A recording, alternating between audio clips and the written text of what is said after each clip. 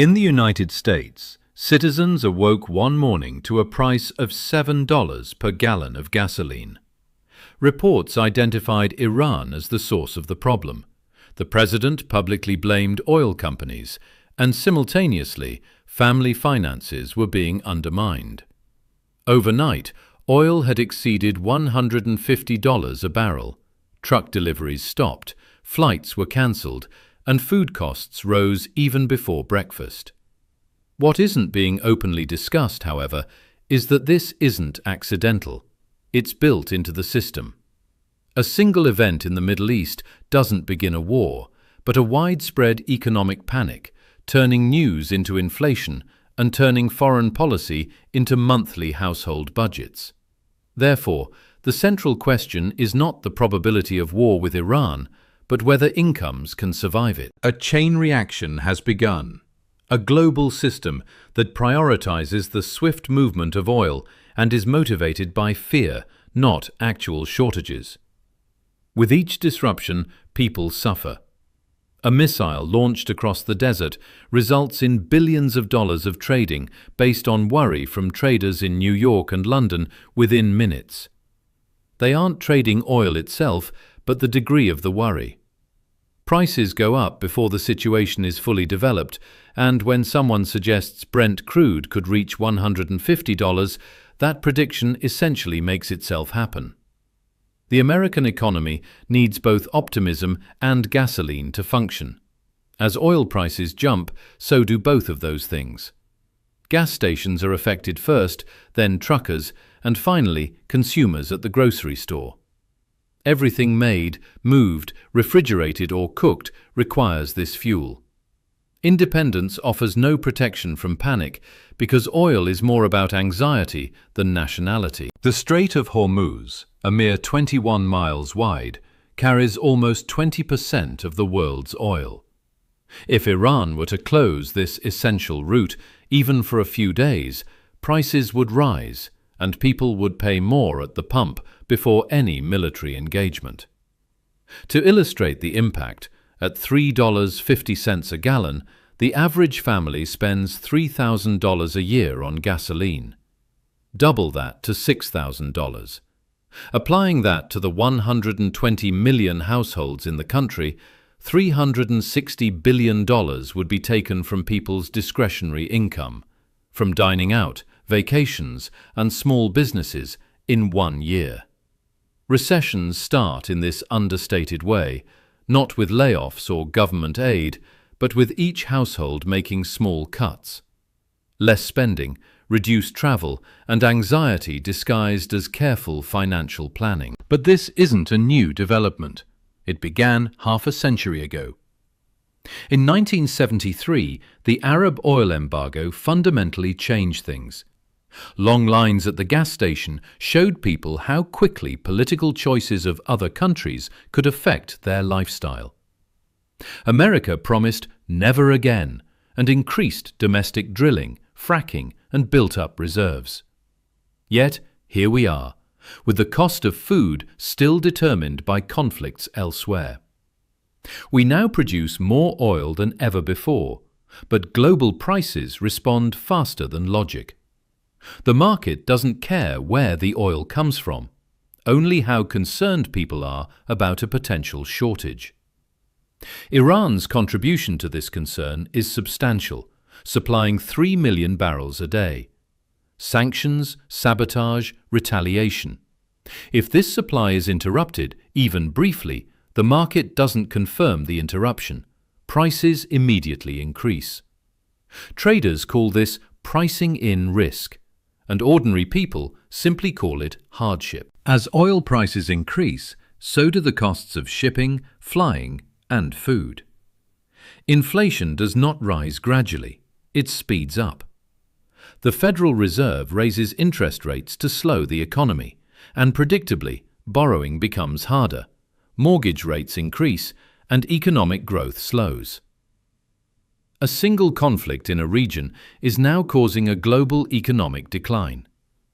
Some propose releasing more oil from national stockpiles.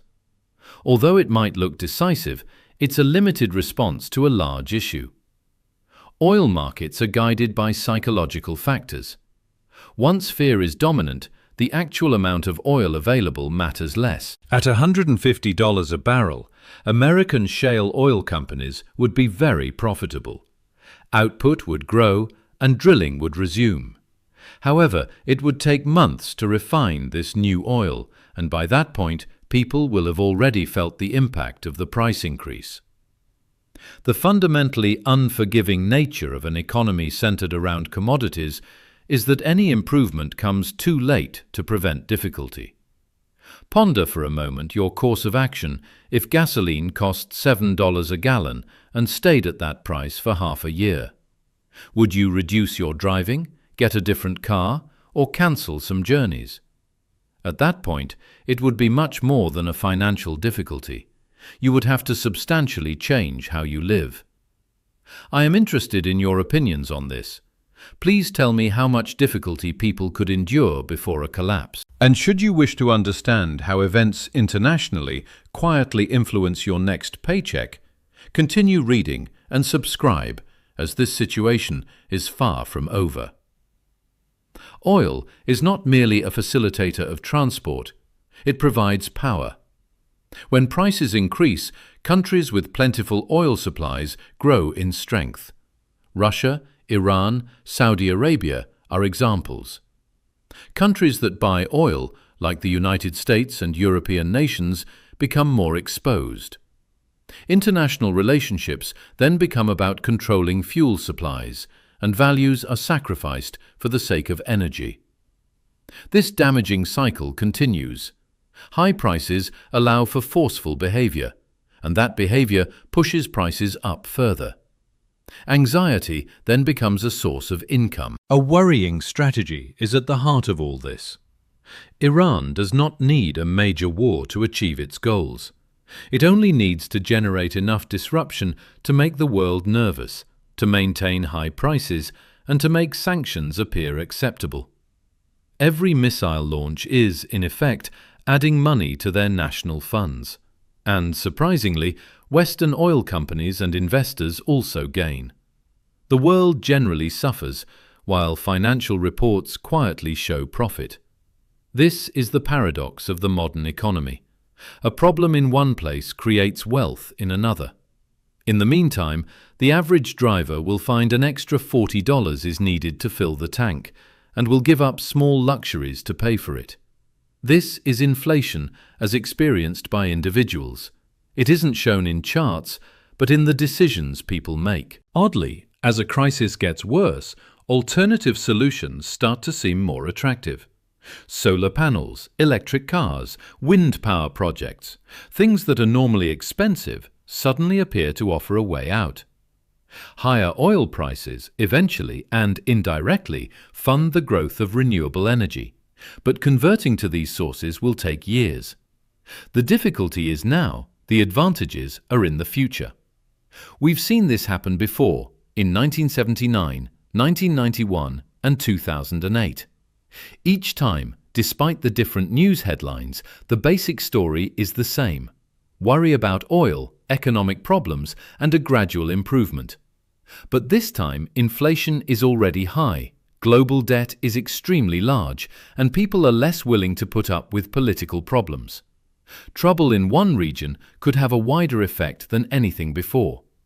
An issue in the Gulf would not only raise prices, it could break down how oil is delivered, make currencies unstable, and show whether a world so connected can withstand significant pressure. Some economists think a recession would occur if oil stays above $150 a barrel for 3 months. Others are worried about stagflation, the unpleasant combination of high prices and no economic growth. Whatever happens, ordinary households will experience the effects before politicians find a solution. For many years, we were told the market would fix itself and that competition would guarantee stability. In reality, it's more complicated. The oil economy isn't trying to reach a stable point. It's waiting for someone to react. Every issue somewhere leads to profit somewhere else. The system doesn't resolve anxiety, it profits from it. And yet, people carry on with their lives.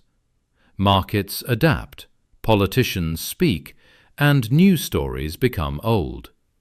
People get used to paying more. What once was shocking becomes the norm, until the next shock. This is how we easily fail to notice how reliant we are. And perhaps this is the most worrying thing.